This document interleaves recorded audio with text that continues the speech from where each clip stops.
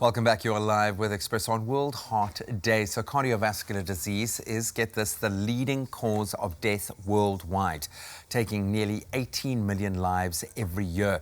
So September is Heart Awareness Month, and today we are celebrating, as I said, World Heart Day.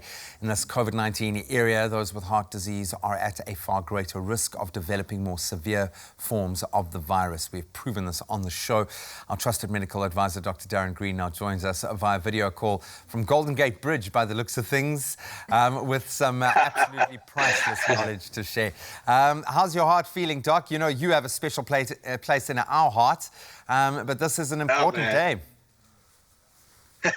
It's feeling very warm and fuzzy when I see you guys looking all schnazzy in studio. So yeah, all good. Thank you. It's really warm this side, Doc. I'm going to start off by asking, you know, what the most common misconceptions are about heart health.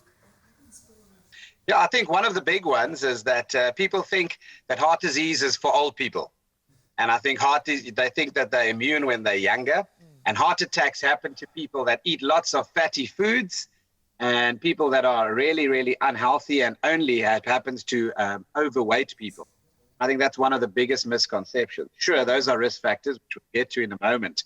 But certainly heart disease affects and causes over 17 million deaths worldwide every year. And in South Africa, we have 5 heart attacks happening every hour, for those that didn't know. So I think it's quite important to understand that even the young are now prone to developing heart attacks. And a lot of people need to catch a bit of a wake up. Wake-up call is needed. You mentioned some of the risk factors. I'm sure there is a genetic element there, but there is so much that we can control. What are the major risk factors when it comes to heart disease?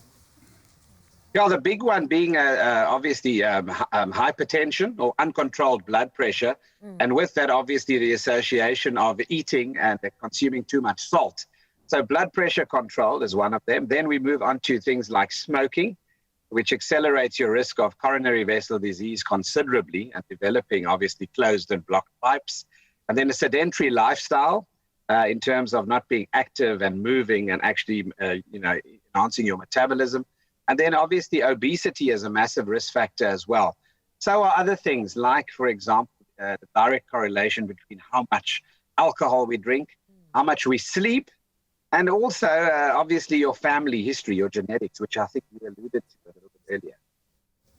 And what are the signs that we need to look out for, Doctor, you know, when we're looking out for a heart attack or heart disease? Yeah, so heart attack is very specific. It's a very different kind of scenario, and it can present in so many different ways in a male and a female, for example. But the typical textbook definition of a heart attack is a central crushing chest pain, which feels like an elephant sitting on your chest, basically with associated symptoms of pain radiating into your arm. It can be your arm and your neck, for example, and the jawline.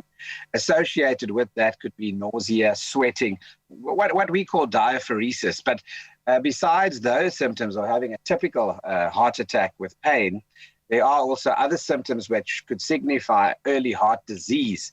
And heart disease means that pump function obviously is not functioning as well as it should be. And those are things like shortness of breath with minimal exertion, things like swelling of the feet and the legs and the hands, and obviously a buildup of fluid in the body as well. And then obviously tiredness, excessive fatigue that can't be explained by any other medical cause. Those are warning signs that you shouldn't leave uninvestigated. So let's take it a step further. Does cardiovascular disease lead to a heart attack, or are there other risks associated with that? And why is it so dangerous? Just to reinforce that. No, 100%. So the term cardiovascular disease encompasses anything that affects the heart and the blood vessels. And there's a spectrum of diseases and causes ranging from the heart muscle itself, with birth defects in that muscle and the chambers and the shape of the heart, etc. The valves can also have abnormalities when you're born. Then you have the vascular component, which is the blood vessel supplying oxygen to the heart muscle, the pump itself, which can become blocked due to numerous causes, including obviously the cholesterol plaques, including things like spasm of that blood vessel, including cocaine, when people use cocaine and it causes those blood vessels to constrict, for example. So quite a few things. So rhythms of the heart can go wrong, congenital abnormalities, and then obviously what we call coronary artery disease, which are the blood vessels actually supplying the heart with oxygen. Dr. Darren Green, thank you so much for joining us this morning on World Heart Day.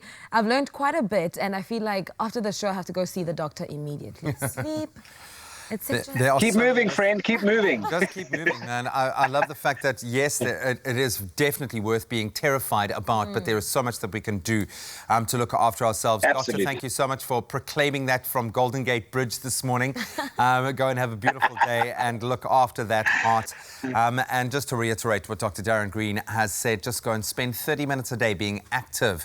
Take care of your diet, and then obviously, you know, those major risk factors, things like smoking and a sedentary lifestyle. Try and avoid that wherever possible. But just look after your heart. It's the only one you have, especially on World Heart Day.